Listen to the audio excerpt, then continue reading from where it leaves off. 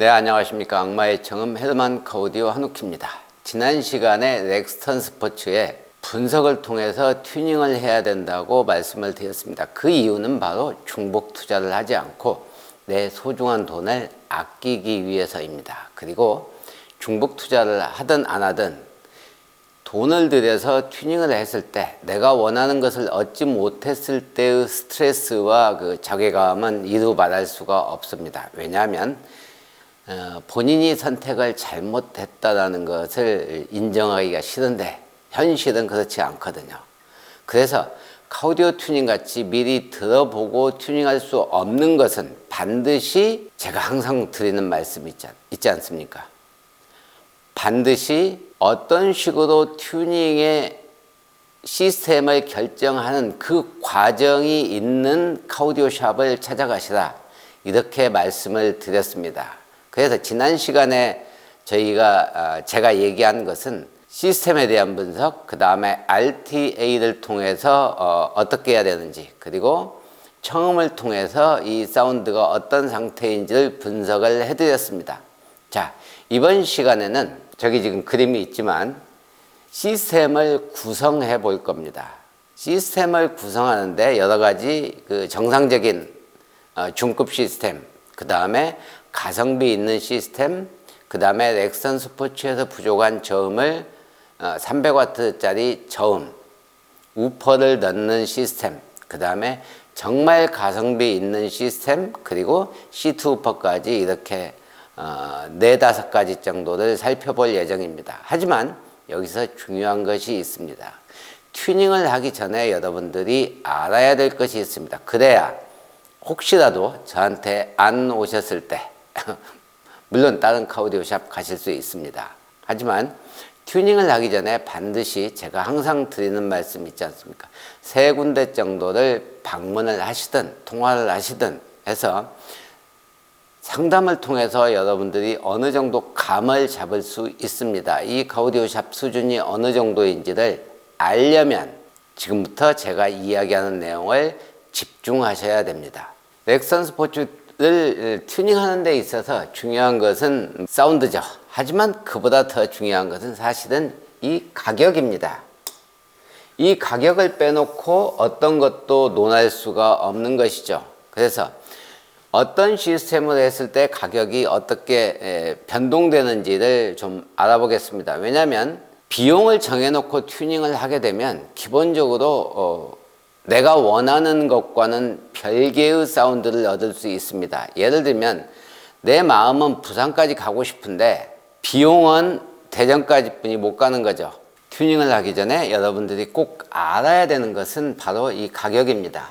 이 가격을 빼놓고 카우디오 튜닝을 할 수는 없습니다. 하지만 이 가격의 함정에 빠지면 여러분들은 대부분 다 중복 투자를 합니다. 왜냐하면 지금 제가 여기에 나열한 이 내용들에 대해서 생각하지 않고 단순하게 얼마, 내 이 돈 가지고 튜닝할 수 있을까, 이런 식의 접근을 일반적으로 합니다. 그런데 중요한 것은 내가 어떤 소리를 만들겠다라는 어느 정도의 어렴풋한 그 윤곽은 잡아줘야 됩니다. 그래야 거기에 맞춰서 비용을 약간 더 지불을 하든 아니면 비용을 줄이든 이런 것을 할 수가 있는 것이죠. 자, 그래서 지금부터 가격을 결정하는 포인트가 어떤 건지를 살펴보겠습니다. 첫 번째는 센터 스피커입니다. 이 센터 스피커를 추가하게 되면은 센터 스피커도 추가되지만 앰프의 채널 수도 증가를 하게 됩니다. 이 앰프의 채널 수가 증가하고 얘가 들어간다는 얘기는 당연히 비용이 올라간다는 얘기죠. 그 다음에 이제 두 번째는 트위터의 바이앰프입니다. 이 트위터를 바이앰프 한다는 것은 제가 지난 시간에도 설명을 드렸다시피 트위터가 앞 도어가 이렇게 있을 때 여기에 6.5인치 미드 우퍼가 있고 이 위쪽에 트위터가 있습니다. 여기에 미드 우퍼가 있죠.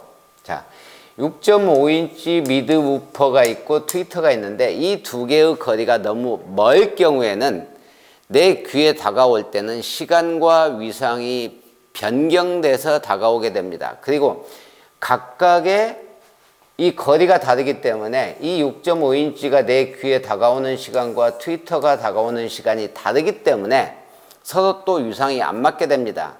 그래서 시스템이 올라갈수록 하이엔드 쪽으로 올라갈수록 트위터를 반드시 바이앰프 시키는 이유는 각각의 스피커마다 내는 스피커마다의 특성이 있는데 이 특성은 사실 주파수 대역에 따라서 스피커를 극대화시킨 것입니다. 그러니까 우리가 흔히 들을 수 있는 음역대가 20에서 20kH일 때 우퍼는 여기, 미드는 여기, 그 다음에 고음은 여기 이렇게 만들어 그 주파수 대역을 잘 재생할 수 있도록 스피커를 만든 것입니다. 하나의 스피커에서 저 모든 음역대를 재생할 수도 있지만 조금 더 소리를 좋게 하기 위해서 이렇게 음역대마다 최적의 스피커를 만들어 놓은 것이죠. 자, 그런 의미를 살펴본다면 이 부분이 트위터이기 때문에 당연히 여기는 미드레인지죠. 그러니까 미드레인지와 트위터가 스피커가 분리되어 있다는 얘기는 채널을 분리해서 시간, 그 다음에 위상을 맞춰서 소리를 조금 더 좋게 만들 수 있다는 의미입니다. 자, 이렇게 바이앰프를 하게 되면은 앰프 채널 수가 증가하게 됩니다. 당연히 가격이 또 올라가는 것이죠. 자, 그 다음에 이제 중요한 것은 저음이죠. 순정 사운드는 제가 지난 시간에도 설명을 드렸다시피 여기에 6.5인치가 있는데 이게 도어 울림통 역할을 하는 것입니다. 그런데 이 6.5인치에 비해서 이 울림통이 너무 크기 때문에 제대로 저음을 만들지 못한다. 두 번째는 6.5인치가 낼 수 있는 음역대는 제가 조금 전에 말씀드린 여기입니다. 하지만 서브우퍼는 이 밑에 있습니다. 그래서 우퍼를 달 경우에는 이 대역이 따로 들어가는 겁니다. 그래서 초저역일수록 이 낮은 쪽이 초저역이죠. 낮은 쪽일수록 우퍼가 따로 있다는 얘기죠. 그러니까 6.5인치 생각해 보시면 트위터는 1인치나 1.5인치 이렇게 작고 미드레인지는 6.5인치 미드레인지는 3인치나 4인치 그 다음에 미드우퍼는 6.5인치 우퍼 대역으로 가면은 8인치나 10인치 이렇게 가는 것입니다. 그러니까 저음으로 갈수록 스피커의 크기가 커진다라는 의미죠. 그래서 다시 되돌아오면은 6.5인치가 낼 수 있는 음역대는 여기까지 뿐이기 때문에 이 낮은 대역을 재생하려면은 박스 우퍼나 이 우퍼가 필요한 것입니다. 이 박스 우퍼를 쓰려면은 고출력의 앰프를 써야 되고 거기에 맞춰서 우퍼가 박스 우퍼에 들어가는 우퍼가 들어가겠죠. 당연히 가격이 상승하는 것입니다. 자, 그 다음에 이 사운드 전체를 결정하는 데 있어서 가장 중요한 것은 사실은 앞 도어 스피커입니다. 이 앞 도어 스피커를 어떻게 쓸 거냐, 이 수준을 어느 정도 할 거냐에 따라서 가격이 달라지죠. 하지만 이것보다 더 중요한 것은 앞 도어에 들어가는 트위터입니다. 이 트위터에 따라서 사실은 이 스피커의 성능을 결정한다고 봐도 무방합니다. 자, 마지막으로 가격을 결정하는 것은 앰프의 출력, 그 다음에 DSP의 채널 수, 그 다음에 DSP의 출력, 그 다음에 DSP의 종류. 브랜드에 따라서 이 DSP가 달라지는데 가격이 같다고 해서 DSP 성능이 동일한 것은 아닙니다. 예를 들면 200만 원짜리 DSP가 있다고 상상을 하시면 A 브랜드가 있고 B 브랜드가 있고 C 브랜드가 있을 때 모두 200만 원입니다. 그런데 성능은 이게 A고 얘는 C고 C일 수도 있고 얘가 D일 수도 있습니다. 다시 말씀드리면 가격이 같아도 성능은 별개다라는 것입니다. 동일한 브랜드의 가격 차이가 나면은 성능 차이가 나지만 브랜드가 달라지면 가격이 같아도 성능은 하늘과 땅이기 때문에 DSP를 고를 때는 굉장히 신중하셔야 됩니다. 자, 다시 되돌아와서 이 C2를 쓸 거냐, 파워 앰프를 쓸 거냐, DSP를 쓸 거냐에 따라서 이렇게 가격이 더 상승하는 것이죠. 그래서 중요한 것은 내가 센터 스피커를 추가할 거냐, 바이앰프 할 거냐, 우퍼를 어떻게 할 거냐, 앞도어 스피커를 어떻게 할 거냐, 그 다음에 C2 우퍼를 쓸 거냐, 파워 앰프를 쓸 거냐, DSP를 쓸 거냐, 이거에 따라서 가격이 달라진다. 당연히 이 추가되는 만큼 가격은 계속 상승합니다. 제가 지금부터 몇 가지 시스템을 소개시켜 드릴 건데, 맨 처음에 소개시켜 드릴 시스템은 가성비 패키지입니다. C2 우퍼를 기반으로 하는데 이 C2 우퍼가 출력이 굉장히 높습니다. 그래서 일반 앰프 6채널, 5채널 플러스 그 다음에 C2 우퍼가 있는 그런 제품이다라고 보시면 됩니다. 여기는 60W 곱하기 5채널 플러스 100W 곱하기 1채널, 이렇게 C2 우퍼 하나로 모든 것 출력과 저음을 같이 얻을 수 있는 시스템입니다. 가격을 낮추기 위해서 센터 스피커는 레인보우, 그 다음에 트위터는 포칼 중급 TAM 트위터와 그 다음에 앞 도어 스피커는 가성비가 좋은 JBL GTO 609, 그 다음에 PMP 잭, 그 다음에 방음과 마이크 설치해서 실제 이걸 장착하면 195만 원인데 이것을 150만 원 패키지 정도로 하면 여러분들이 생각하시는 것 이상으로 사운드의 선명도와 그 다음에 음상 그리고 저음과 출력을 얻으실 수 있습니다. 다음에 소개시켜 드릴 시스템은 역시 가성비 패키지인데 출력과 그 다음에 선명도와 밸런스를 한꺼번에 잡을 수 있는 시스템입니다. 전체적으로 보면 또 이 앞쪽은 똑같고 센터 스피커와 그 다음에 트위터, 그 다음에 GTO 609 여기에 매치 업 6 DSP로 고출력과 DSP 성능 좋은 매치 제품으로 시스템을 구성합니다. 이 바이앰프가 아니다라는 거에 대해서 주의를 하시고 센터 스피커가 추가되었습니다. 자, 여기에는 DSP가 들어가 있기 때문에 중요한 원신호 복원 프로세싱이 들어가야 됩니다. 왜냐하면 이 센터 스피커를 쓰는 데 있어서 가격이 어느 정도 되고 DSP를 쓴다면 이 원신호 프로세싱이 들어가지 않는 센터 스피커는 전체 성능, 원래 센터 스피커를 넣었을 때 100%, 원래 센터 스피커를 넣었을 때 정상적일 때 100%의 사운드를 올릴 수 있다면 이 센터 스피커를 원신호 복원 프로세싱 없이 올리면은 60%까지 뿐이 못 올립니다. 즉 다시 말씀드리면 이 센터 스피커에 아무리 비싼 제품을 넣어도 그 효과를 발휘하지 못한다라는 것입니다. 그걸 제대로 하려면은 이걸 해야 된다. 원신호 복원 프로세싱을 해야 됩니다. 자, 그 다음에 마이크 4개를 가지고 튜닝하는데 이 시스템을 정상적으로 하면은 301만 원인데 210만 원짜리 패키지로 구성한 것입니다.